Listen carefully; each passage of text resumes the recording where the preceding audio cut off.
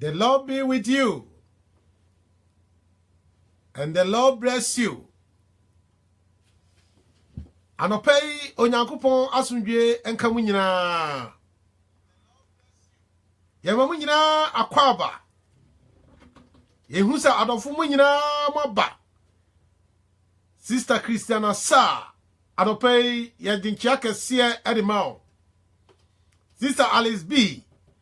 Anopei yadinchia kesiye edimao. Adofo amadwo ani nyina.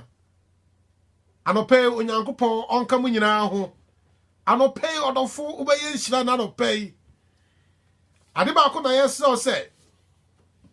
Ni yese o pese ye pese o ya ne se. Bomodi se. Anopei ubehye amadofo asabre no wani ore fi onhono anase sabre no bribi yesi onkwan no wani aba onho so anopei se redemption awabre no adu ye betie onyankopon asem ne yabɔ mpaye anopei mi gidi ye se ubeye nhira kese ye rin se blebebre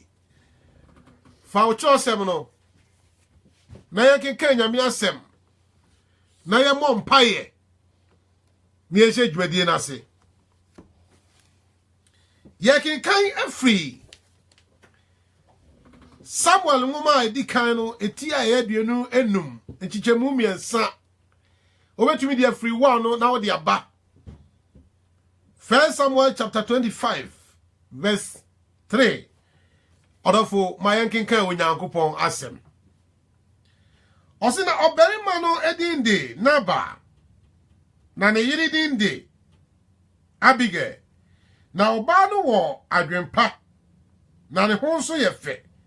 na obelima ne de na oye din na ne niyo enye na oye Caleb ni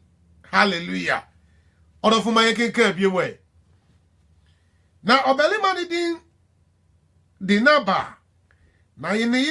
yiri dinde Abigail na oba no wo adwempa na ne ho nso ye fe na obelima ne de na oye din na ne niyo enye na oye Caleb ni oh hallelujah odofo maye mompaye oso ni asasiefo enanope nso awurade ye da wase wadom no ahumoblo na nopai akutaye aboye ho ban amenya ne yeda so te enkwam sabre sanopai wo de nkwan akyeye ni aba behia na ye onyame na waye me bompaye madane anuanom nyina de aba wanim adofo a waba obetie onyankopon watsem ye se nyame ni ehia won bia na nopai bla ye bompaye wonam wasem so awurade obehwie enkwansem obehwie enhira ade agu won so ma de biala anu nti waba obetie onyankopon asem no ansana dwadi beko na wieye no wunyame na wo de adomo medani akoma nyina de hya wonsa se yalie bi da obi so atiti bi da obi so amanie bi da obi so a awurade fa wasem mu kasa kira won krofo na siesie won akoma yeda wase wo doba Yesu Kristo di mu ana ya bompai amen odofo said ye wonim no a redemption hour ana no pay ye de bro for da chi radio kasafidie so program ye de bro memre da ne kwasiada ebo 8:30 to 9:30 a na ya hyase bomode se odofo na no pay wo be share ama nipa nyira hunu ne awurade ewo ema won na no pay enti kansam no na yakinkan ye no 1 Samuel chapter 25 verse 3 na yakinkan enti ne asam awurade semi no kasamfa ho no 3 ni finfi ho na wase Abigail beautiful and intelligent woman. Abigail beautiful and intelligent woman. Abigail oba ne ho ye fe na owo ahod owo nyansa orafu anopai bi bompai ese wo waba wutie onyankopon asem anopai onyankopon asomdue ebeka na onyankopon aye ho ensankyereni abaya busumini anani efrasi ani ye kasaka ye chechre anase ye kasafa obaburo onyankopon waba onyame nangase kwan ya obefa so no asiesie wo na wodi ahyen awale mu na ye gusu chirechire mu a na ena no pai me mpa boni se enne ahofe na onyankopon de adom wo no enye de ya ahofe ye aniwa so e de nko a efi se Peter ngoma say mumma mo hihye de anya honam ani mesawo anase ntale hye na mumma no nye honhom nipa bi a wayinta edine anopai no onyankopon ma wo ho ofe no anya de a abetena wo mu na wo de bobra. Hallelujah. Yen na yen nim se ne okay, Kefri chapter 1 na wo de ba Bible say na David ya onyankopon anam ne doba onam na asem so akosra no esini hene Saul awatu edi na chi na otan no amma David enwuram na wote abodan mu ana David te na oni ahome bi ema no na brabo na Bible say enam ne senti ana akon ana da nanim akodi da nanim nti no na fei no David ni maame mpono wakosre onipa bi ana ode ni maame ade agya se ohwe wo na se nyame yadom na otumi kodi nkonimu a waba beje ne wabefa ne maame anopei onyame onhyirawo na ni nyina kanfu ano Bible se bra onam asra ne so na okoni nipa bese ahana bi a won so no odi awerho wani da so asa enso so ade wo ho bebo no na Paula anase Sola na ohwe David akunu no emre bi duye ma Saul nso so ewu free atafo asase so na ho na Bible who can catch chapter 1 a Bible say na Saul wechiri no chapter 1 no o se na Saul wi na Israel nyina bobo ano ebejam no na okokra no Rama na David sorry esani call Paran esreso na obelima bi wo mod na juma wo kame na obelima no eye onipa kese ewo enwan empem miensa ani mrechie apem na sa plantie no na osesa di pa ya okokoto no ho no oyo obelima bi na o sika o wahodie o wajapade na o enwan kwa 3000 ana emponche so apem na sa belima ni din ene naba na Bible says sa naba e de oyo belima bi na oye gidigidi oyo belima bi na onni nyamesuro bi oye ni nyema nyina basa na Bible say ebre koduru ba bi no na anyema mu ayedina man David edi David suma ne mlantie makomakodu se monko na mokọ amfa mi din enkonkochia ablantie a ofred Nabal na munhyira na monka nche ne se ohumi mobo na oma bibilibini na Bible say ebla mlantie ne koye na okokoto Nabal ebla no wabobo ne nkrofo no one otwitwa ne mmoa ho enwin na Bible say bra okodu odi amane no ebo no na samo okachira no Nabana already enyamisuro mi nini mu Nabana onfa nipa bi anya hwe Nabana ni sika no ode ne ho atoso no Bible say na ohwe David nkrofo nanim wan pese obemma David muaye bi odofo sable na most David onyankopon ankasa sine hene no ba bi kura obetena mpo no oni bi ho ebi anopai areho bi ni niema bi ewo akoma mu niema nyina nkoyie mawo niema nyina ya bisi basa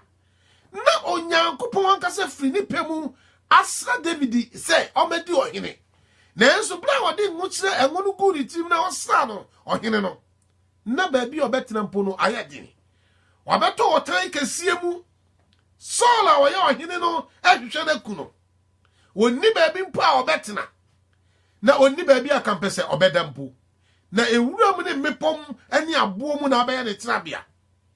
aiduru ba bi no ni obedi mpo kura ayedin odofo se wo hwe ablabo na sable no David wo mu a na nya nika utumi kase utumi nka ncheze onyankopon sa ewo sa papa no so a ohuna mane sa sala na ya blabo mu so yete onyankopon enim yen onyankopon ebe yen onyankopon aka ye ho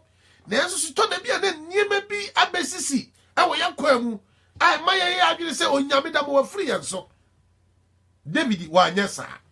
na wo warehyebu woni Nyankopon mu na ogini Nyankopon ne di se onyame a wa meya sine hene no oye no kwafo odofo mi pese mi busa se senka wo ena ka ya sra wo ho se bra be di hene na ya sra wo no wie ye na afei ota kasiem na wabeda amanie kasiem na wabeda anka sei ana wobeka na nsembe na ka wobeka na David de no amana ni so a ohwe ni Nyankopon efi se wonim se ni Nyankopon a wafre no no oye no kwafo ni Nyankopon a wono wahye ne bono oye no kwafo se wo hwa blaba asabre na David tim na nya ni ka se wo hwe fum bi a ofre no the beast of no nation wahwe pen obewu se bla sojafo no na wo ko onwura ni mu no aduani obedi ho ye den ma wo ensu obenom ho ye den ma wo eto na bi adwale akura ontumi nware saa tebia no mu na ohene kese te se David na ote sable no efise sable no wo akono a oko enunti no wasre asoma se onko na ban ho na onko sre aduane e ma na one ne nkrofo eni onofo senti a oko no nche ne se sable na nanka wati wura mu ho no sable no soso na na ban ne nkrofo ade ne nwan eti ho na o ye nwan no na David bo moden ehwe na ban nkrofo no so a wa ma obi biala nya okakai na kasable de wura no mu nonko wo hu kwan se oye bibibiala editia na ban adwuma yefo no nanso anya onbone bi na mom obo moden protecting nkrofo no ehwe won so ama na ban abo ba kompo anyira enti sabla David akwa ahokire mu no na osora se monko kan kire papa no se wo hu mi mobo na o ma mi biribi a me ne mabusuafo bedi odofo no pei se niema kwatiawo se niema mu ayedira ma wo nie wo di beto aduane ade nempo wonni a anopai ewurade asem se me kan kire wo se twawakoma to yem na ma wani na onyame a waflo no so efise onu nyame a waflo no onim nieye na emre sem no onu nyame ankasa ebetie hu ebe sorry ade ni shira beblo oh hallelujah enti David is enkrofo akọ wakoka sem ni nyina de akire Naban na owie no na woka kire won se mon kan kire ne se ebla na won nimwa no wonwura no mu no obetumi afre ne nkrofo da busa won se ye ne won tena asomdue mu abone bi anya won enti asomdue nka no asomdue nka ne fie ne ma nyina ya ma ne bone ka David wo ho kwan se ode patapa abekọ na watumi akọkọ anase wo be fa mmoa ne se ne ope nanso na David nim onyame a wafre no na David onye basabasa ni nti no osoma woni die ni obuo kwan so osoma ni woni die ni obuo kwan so ena no pay ye nam san kwan so ye tu ye wofo ye mudodo na onyame di position bi ahye yensa anase onyame di tumi bi ahye yensa ye fa sa tumi na ye wono ne ho kwan ye wono so edi asisi nipa bi agi nipa bi nsam ade no ye nam onyame asem so etum nyina afo anopai na ya Anderson anopai ya mawakwaba Kofi Boateng anopai ya mamu nyina akwaba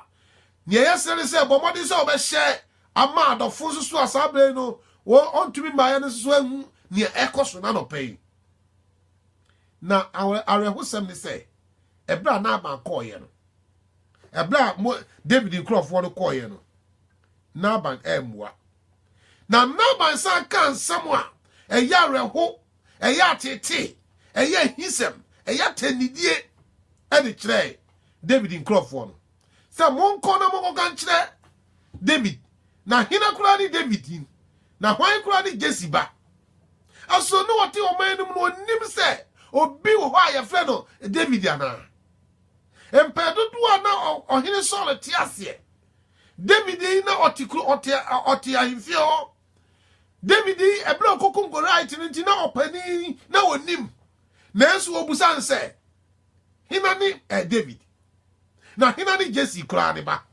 enen kwa otete wo ho free wo wura no ase na wonim se Saul tatar wonim se yesi ne hine emle man nyina bodje ne so Now oka say or to nyum di David achi no me giri ye pa say oberima na aban o tini nyina enti wonim David na so wo yi na ni ahinta wo dan na chi di ama David na o say di no tem e cancel bone de fa no odofo na no pay ahokyere bi aba wo so o pam afri nipa bi nchen nipa bi a promise nipa bi a kansa bi a kyerɛw afei ko duru ho no osesa na no wadane na chi di ama wo odofo ma arewo ma wani na aganya kopon so efise nyame a wafro no ye no kwafo na otumi ade nyina ye ebra nanka Filistifo ehye won so no se nye David no okum Goliath nanka wo benya kwan anakwa do mmoa dodo no akwadidie nanso so no David a onyankopon wasra no watumi de ne kra bofore e de ama oman no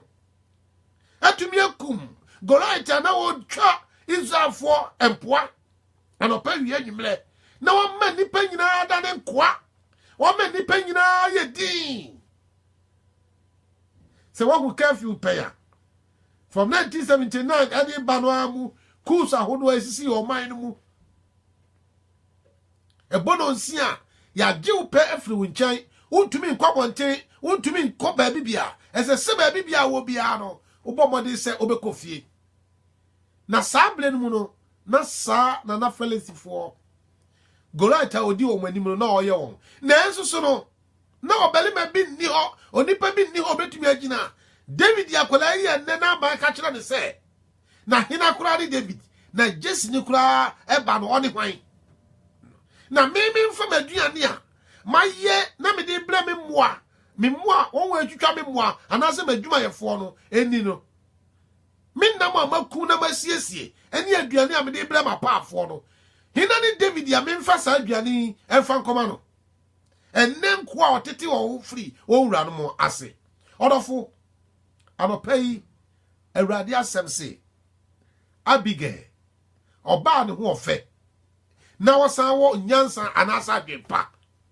anopai bi pese oba nyame ni pa utie mi o nyame ni pa utie mi anono pai unya adwempa e wa blabo bi a obom na se ekire so paaso mpo a onyankopon obetio oh hallelujah na Bible say Naba mano na odidi na tenti na se enkrofo no ko na okodi amane no ko bo David the Bible say bra okoye na odi amane no ko bo no na oka tenini a na ba na adidi no in fact say ade no ye David ya na David sorry bobo ne enkrofo ano afei opese odi force ekoso anopay sister brother nyabotre wa ye wade amana ye oya wa cancer boni bi dia guso we di atro kase bi a kirew afa ho amma de adu na nim guase abebutu so neso brother sister nyabotre ye wo nyame a okan asem aye ye wo nyame ye kan asem kire na ono otie na oye ya obu atem aye ebresemu men tutumri kan ko se wasem enti anopay awurade se Abigail oba no ho ofe so nipa bi obi hu ye fa ne hu ye fe wo de kasa mu ne hu ye fe wo na brabo mu ne hu ye fe wo de nantie mu ne hu ye fe wo ne bibibia mu impo na wali ase a wote no ne hu ye fe efi se wo ni kwanya ye fa so ani ye kunu etena o Kristo ni ba no pai utie me ano pai me bompa ye se Abigail sunsun ne bi be wura wo Abigail ntiase ne bi be wura wo amma wanya ntiase wo nyame emu na wanya botre ehunu kwanya abefa so ene ye fa se ukunu atena enti David buafu efri se Naba na oye na papa no Naba ya obo de mo ahoban e wo sere so na abo ba ko mpo anyira no and now ne ho akiri na o hia bibia di no wo didi na tem na brabo David esiesie no no fa de nkrofo ka kire se o miensim kono na Bible say Naba nkrofo ni bi emofra na enem Naba ye adwuma no obo ba ko bo modern fa asie ko ka kire Abigail aha na mpese utie ni yo oba ko fa asie e ko ka kire Abigail se asemu abani David esma ne nkrofo se omla ye wura ho na ka omagie aduane kakra na no kwasem se yewura ama no waseye didi na tem na enso maami Abigail madam papa na boye wasira ne so ebra ne yetesere ne so ne ye enwan no papa David yi ne boye ho ban wo ma ne melema no edi yechia anopa wie nwumre nyina no watwa wall afa ye ho onipa bi antumi amma ye mu amefa ya boa ba akokra na onipa bi amma antumi amma se oni ye beham na David yi kuta ye boye ho ban anopa wie nwumre enti madam ye biribi fa ne esi na Bible say ebra Abigail ti ye no onim se ne kunu no suman se de site onim se de ne kunu mua de fa onim se de ne kunu ne ho ato ne sika so onim se de ne kunu si ye tirimodefo onim se de ne kunu no esi ya hantan na so do fo no pay o Kristo ni ba ye na mo nyame asem so tufu se awale na wakodrum no ba bibia se de ti biara no ma wani so hwe Nyankopon na di onya nyame di se onyame betumi akura onyame nim se wo betumi atena sa awale na se eno ti no de sa awale no e de adom wo eti bomode se obaye hu adwuma ama nyame ni tirimu pa wo wa sa awale mu no onyame afa aso de waba eni ba bebre wo ho a esisi na onipa bia onyame na no onyame wo so no ofa oha ni obre ani amanie mu unnim ni onyame epese ofa sa awale na wa se mu no eso eri be wiase onyame pese ofa obrempon bi so onyame pese ofa diifo bi o ma diifo akese ni bi pie free sa awale ni mu enuti ana mama sa niema we nyina esisi enti ma ho kwan na te ase na kuta be ma ne se ne wote biara na mekane no kwale mu se onyame bebu ekwa bi di ama ho na Bible say ebra Abigail ti sa asem no pe no na oye ntem siesie no wanko ni kunu so ne na nkoko ntokwa ana wanko di na tem na wansole wankasa ntia no nkwala na nim na momo ti asem no pe no Bible say o siesie no na Abigail dibrika ko fa pa no mako 200 na no achi no ofa wine and so 2 containers na osafa cake and so 200 niema bi akeka ho na odi go afrumu so ponkoso na odi swan se onfanko na onfankoma David na oba odofo anopai Abigail ne ho ye fe na o wa adwempa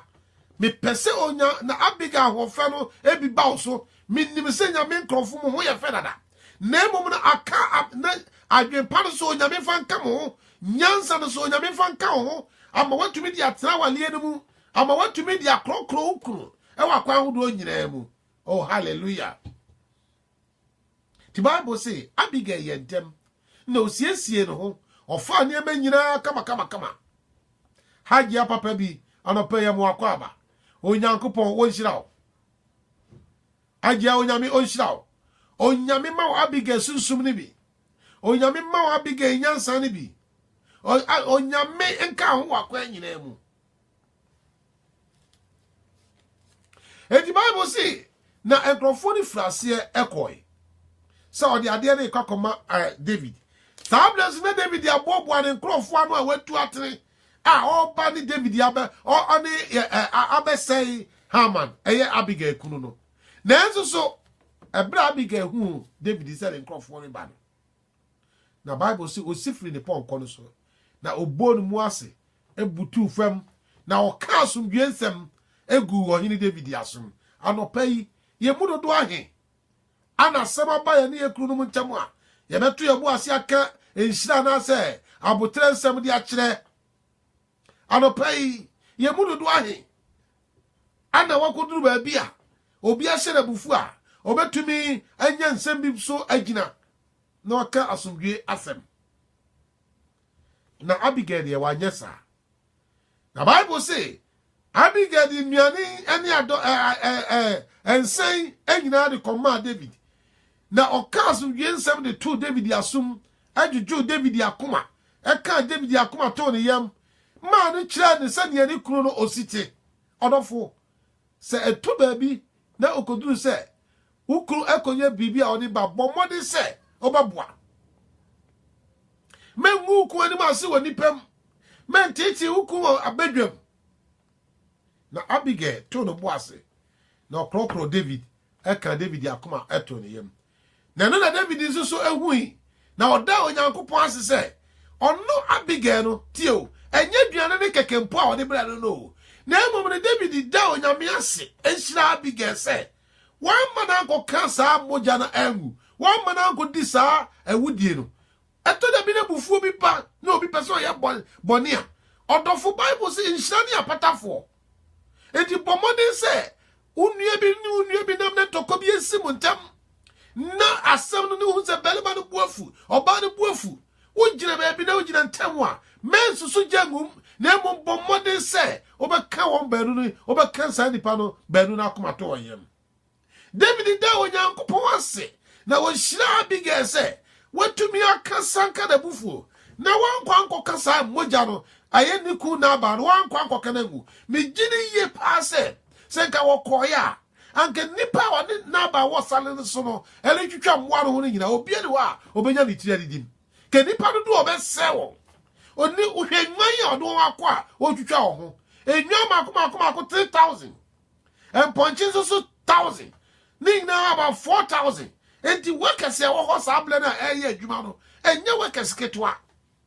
na me gidi yese ka David di nabufuo esane ko a enye na banko no kobewu na emom ke nipa na wo ho nyina bewu ebre ko a oni yese abofra ncham ade ehye eyesei enwa 3000 se utumi yimie no kura te kura di mano se monko na monko kum na mundia boni be na aba na esu na ban sane Bible say oyo yejantwi no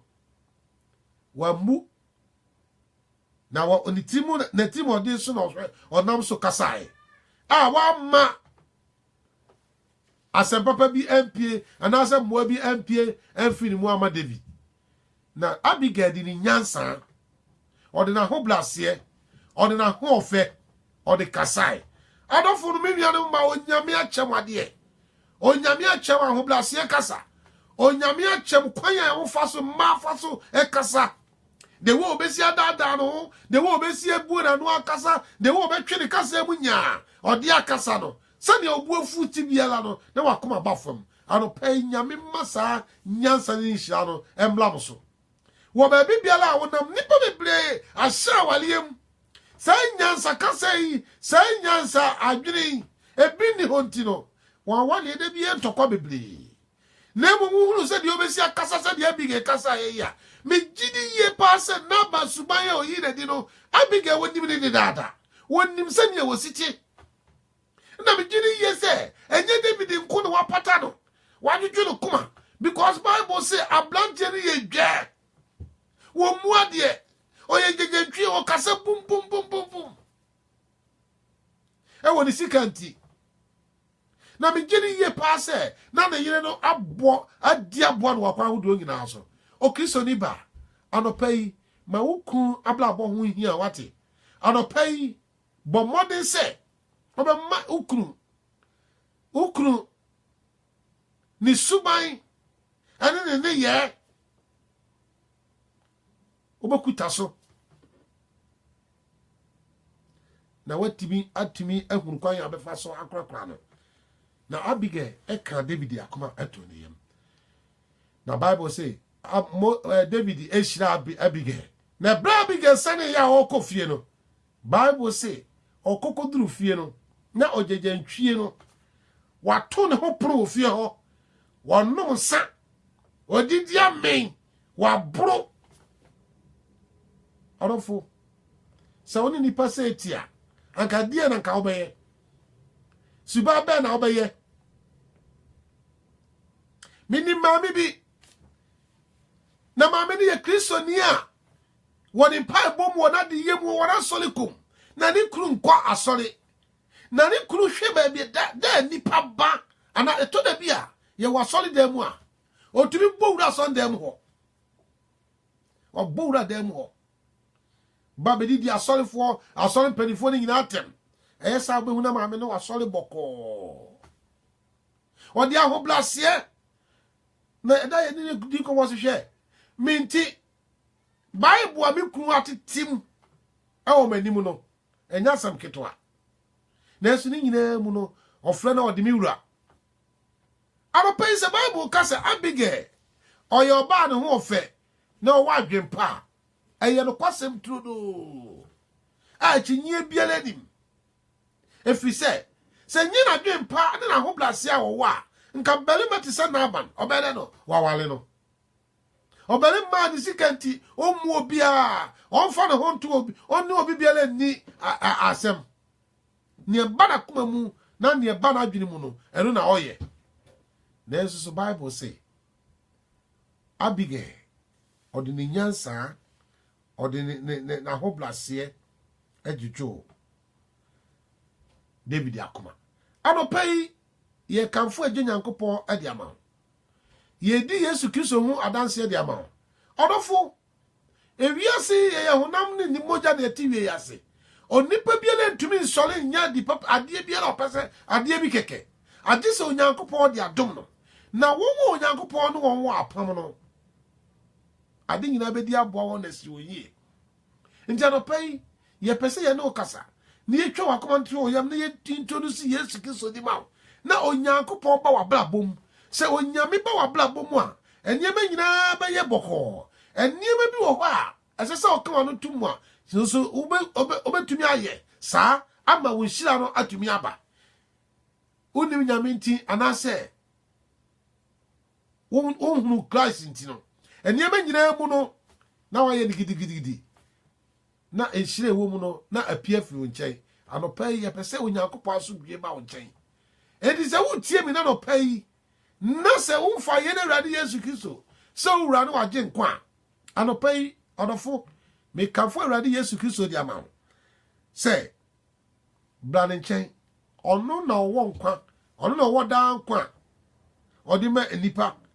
baabi biala wo biala no bra ne nkyɛn na ɔno Awurade ɔbɛti n'anim akyerɛ na wasiesie na odi wadamo asisi baabi pa anopai hina na ɔreba Awurade nkyɛn anopai wana na wagye nsenka no adie nia ɔdɔw na ɔbɛwo na wodi boa wakwa nyina mu no ɔne ne yere Awurade Yesu Kristo se unim Christ enema wunya nyina tina osina se oni pe ye wiase ne ba nyina na ohwere ne nkwa ade afaso pa na obenya ade afrim hwese de na aba na onyame esie hira na fa hwese de na aba na onyame esie ato ne nsem afa hwesika na owo hwahodi a na owo na ensu nyame a na onim ntino niema na oye nyina ye huhudie niema na oye nyina ye bone niema na oye nyina twetwe nnome ani amane de ba no so na no kasa otwe no oka no ade niema ade nsam a ade ogya eba no so asa nye ne yire a no anya na nti anopai odofo ye pese oba Awurade nche na obedwane ebeto Awurade onyame hu asem ayeka aye no kwale na ye no kwasem tu a chinye biala nim makache o se de ntie wa ha de se Awurade Yesu Kristo oba biem na orebobo ne nkrofo ano e de amankwaje da no ebedu mre bi a obepese obeti asem ayeka yi na enso na kwan ni ho akwanya ni ho mawsa anopai Awurade nchen na obejo se ba bi a wo bi apese ofanye na Awurade Yesu Kristo se uwura no wagye nkwa odofo mi pese omo nsam yenu so kosoro na nsam yenu so kosoro ba bi a wo bi a na ka ensam yi edi machi ka se bijimi ni se Yesu Kristo oyo Nyankopon ba Linda anopeya mo akwaba Linda anopeya mo akwaba na mi boni nti ana obewi enti anopai me fa de se mi wura ne magye nkwa me ne de benanti me nkwa na nyina enti Awurade boa me orofo so afoye na Awurade Yesu Kristo so wura no agye nkwa dia ena anopai obeyo Onyankopon ti asefo ne ba obeka Onyankopon asafo ho Onyankopon bambo eno abeda oso achadie biara onyame ahye ho bo e de ato ho amane mma no wo so no pay wa benya mu chefa bi enti ano pay mame mo mpa ye ma oso ni asase yefo ano pay ye da wase Ewurade ye bom pa ye da ne won a wa ba wo nchen enyina ba wanim Ewurade wasem se wan fra obi a ontumi ma ano pay ne yesro ne se won a wadwane abeto wasem ne se ontumi ntoto ablabo ne so bio enti ano pay wadwane abeto enti enyankopon no pay hu omobo na si wachiri kwan efiri wiase na si wachiri kwan efiri niema bone ho na bue wo soro fa ekwan no epon no ma wo Ewurade kwan kito na ekọ eba wo nchen no Ewurade besra no pay bue ma wo efiti sabre ikoi samanie bi ohaw ni atete bi da won so a dadwiri bi da won so a emma won tumi keka won ho nya ne opɛ anya se de unyame wo pa anope ya ye no wabajuwadi ni ebo mpa ya ma wo yi adofo Ewurade besra wo sikwan mo wa humo blo no enkosola entra won so yeda wase adofo anope yi no number edidi jumani nie ansane ebo mpa ye ama adofo no won wodi odi aba ene mpa baba no yansane ebo mpa ya ma wo no me pacho number ni nie wo bribi apesa oni ye che ni assembly apesa oni ye ka obetumi afre ni bibi apesa ye ne obo ho mpa ya number ni 0744 711 7962 and as 079 88678 298 me pacho ofre free outside yuka now the code na ka ho e do be 0044 744 711 7962 and I say 0044 7988 298 order for anopa obetumi afre na de bia la wa pese ye bo ho mpaye no wa frɛ ama ya bɔ ɛho mpaye ye bɔ mpaye ama adɔfo no obi a wa wale na so officer obi si papa me wale ye enfi afie di kan pe ana me nya ni gie wo ma wale em enfi ato so ekoba ni nyina amane ne oha nko a me nya ni gie biara wo ma wale em da anopa ye me bɔ mpaye ama saafo no obi a wakwa wale ase na wakohia obelema ni timu ye den wakohia obelema wa ye den te se namba aba obelema o mu wiase nipa bia obelema wonnim se de si krokro ma obelema wonnim se de ye si kasa kire ma e wo bedwam na otete no melima ni bi susu ha odi masam etete wo yire no anope ye bompa ye ama wo se onyame ankasa awale biala ni pete ho a oti ni suo sanope wutie me anase unua bi wadamfo bi e wo saate bia no mu a wonnim se unua no wadamfo na kwawale na enso awale no enkoyie ma no atete ani atembidie nko a anope e bla ye bompa ye ma won saso na ye bompa ye ni nya safo ni nyina hye Ewurade nsa another pay se waje Ewurade adinti wawale na asundwe bebam onyankopon beto no nhira enso de egu awale ne so ntimaye mo mpaye ono kwafo ni moblowurufo ono pay nso ye da wase elano no umma Adam ni ban eda na ho na nani tiye no na oba fefe egira ne nchen enti ono ankasa firi na akoma mka se we de me hunam nie minompemu no mpeni we no be friend oba esanse na nkasa ne mu da wuyi ni fi na kire se awale ense de okuma obale mo di kan wuyi ni mfipa de ba akode bo ebo oba no anope ye bo mpaye awale biela ya kono wasem to aso kase na on benu no be ye dipa ba ako so obi akwawale eti saa na niema enko yie ma no na akoda ne tokwa akoda na atete Ewurade be bom pa ye me da ne safo ni nyina sonsa ye nua bara o se wokwa wale ase a afi edi ka pe no onya asubie wo na walem se obi nso te sa no pe no wotie mi a wo Yesu di me Ewurade me srawo ti wani mfa kire sa nipa no Ewurade be bom pa ye wo Yesu di me se ne ye ntokwasem biele wa walem ne ya tete se biale wa waliem ne ye awurade entwato so biale wa waliem anopai ya judi ye nyankopon anopai ya judi ye nim se ye kasa wonyame wutie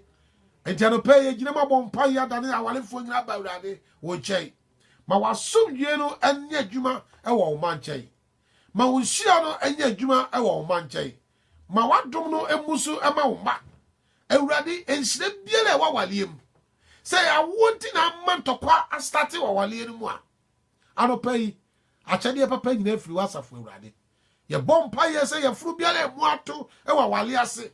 awurade udi mu ye bompa ye bue sa ye furu na fa ba ehye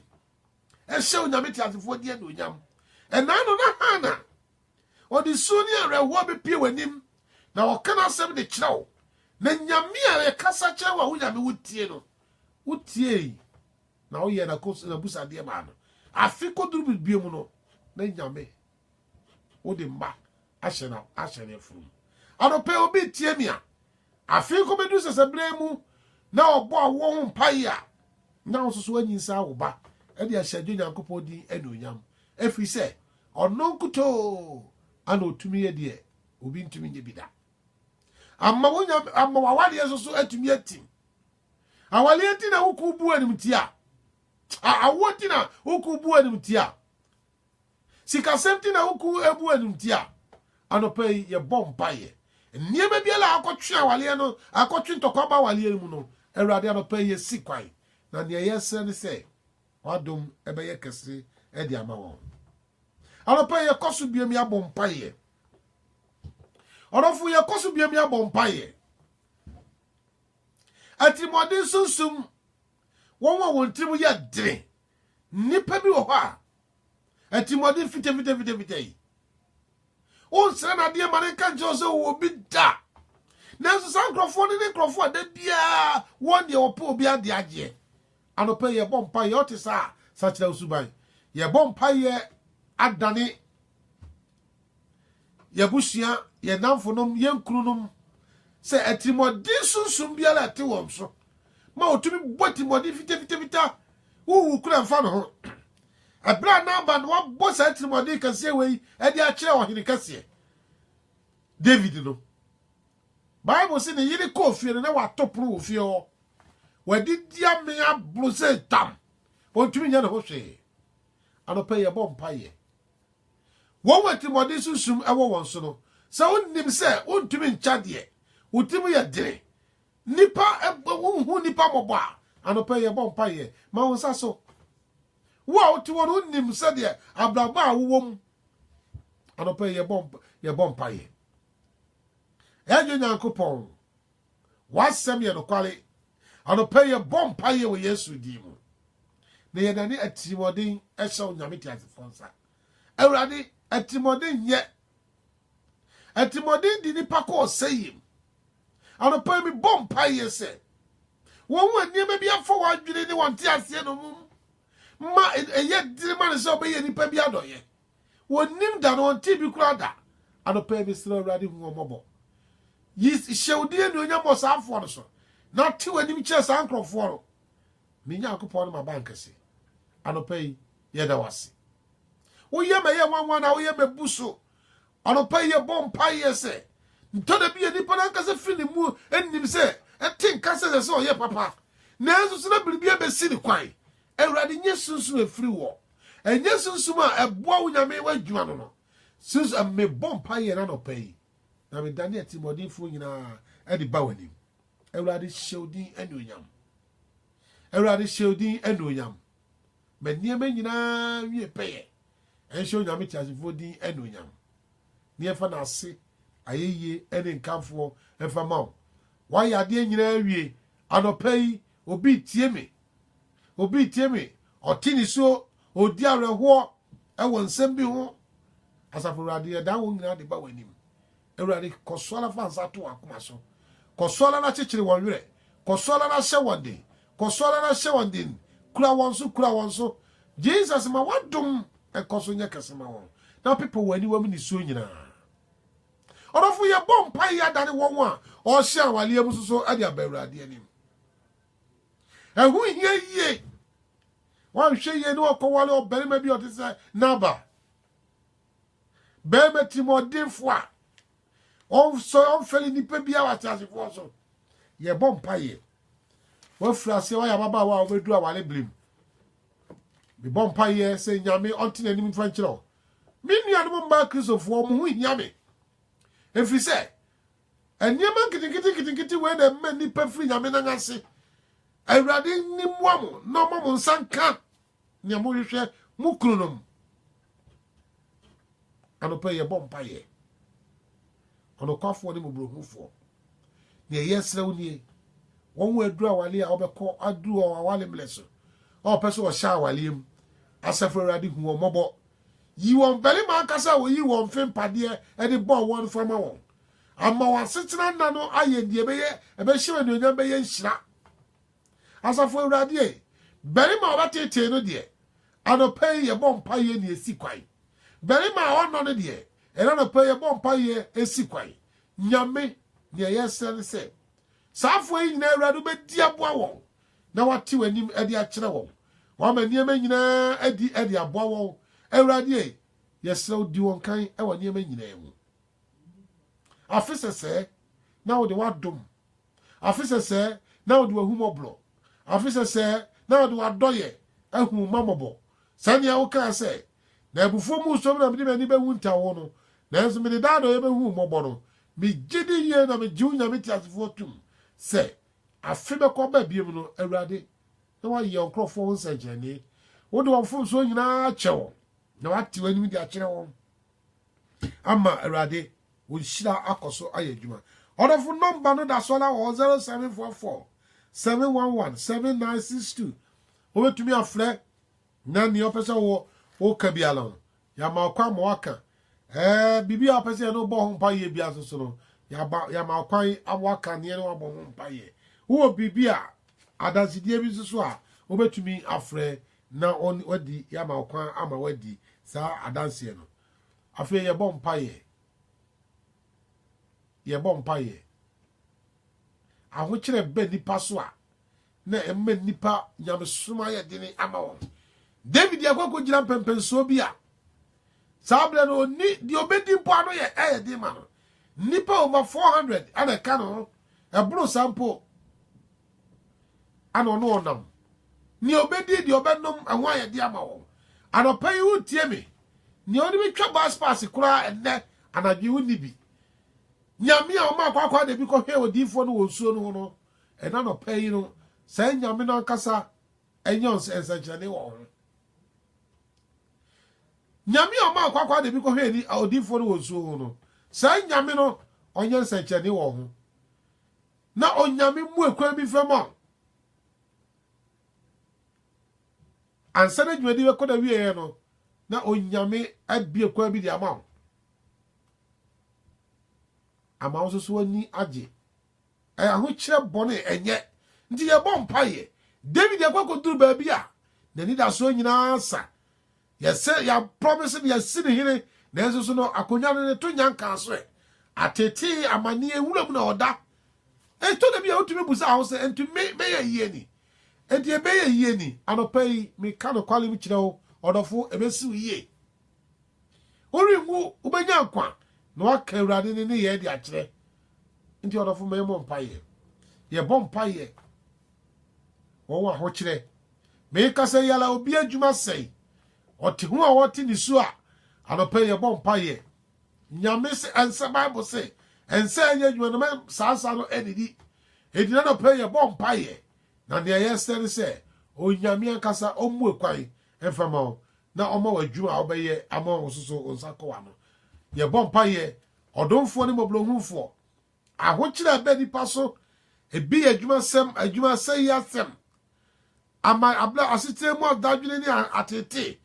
beebi biala onkrofo ewo a anopai woni su adwane abeto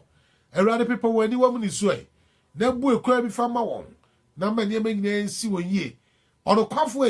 ye Judy ye bompa ye se dwuma na ase na ohwehwe bi a ebla wotie oyela dwuma di ko na wie ya Awurade ma wo nyako Awurade odi ma wo nyako na o kire se dwuma bi wa ha na omeye fa show nyame ti asefo din enu nyam Osan Yesu Kristo unyuma eyewa Osan Yesu Kristo unyuma eyewa O ye me ye wa O ye me dimu Osan Yesu Kristo unyuma yewa anope ye bompa ye ye dane memma wonso akwale ma wontim ye de oba bi wo ha se obenya bribi ode be kase ni kuru ode be be kuru no ko ode be kwa akoche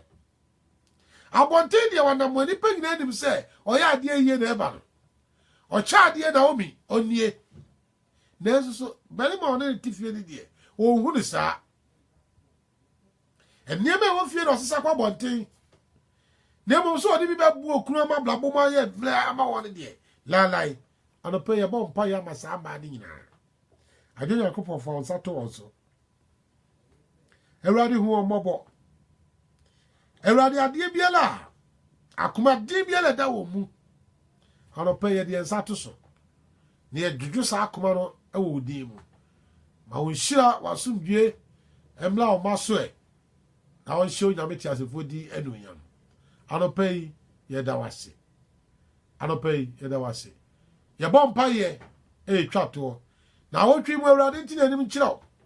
Ewurade fo anamo nsi ba bi pa wo ba bi biara obekọ biara wo hwe di frɛ no fi ba so a ho re masem bi niema bi a wabɔ ho mpa ya asra che na wotwi e besimi ma onsanka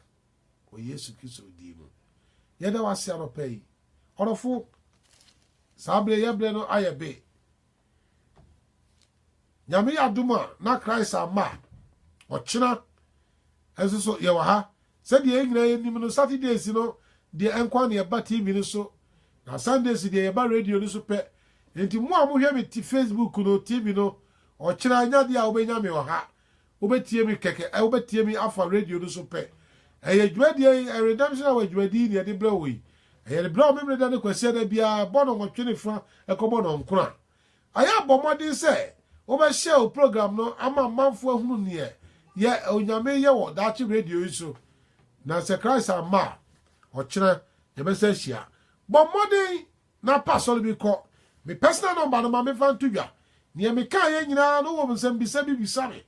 ana se wo nyema bi a wonti ase ana se wo contribution bi a pesa o ba ana wo krashe bi a pesa o kan me patcho mi free studio a betumi afre ni personal number ni 07988678298 me personal number no the free ha obetumi afre me ni abon komo onyame onka mo ho anopai asema de kasa ye kasa wo ho no eye 1 Samuel chapter 25 verse 3 topic they say Abigail, beautiful and intelligent woman anopai onyame onka ho se Christ ama o chanopa ye be se hia biem nyame onka mo nyina ho amen.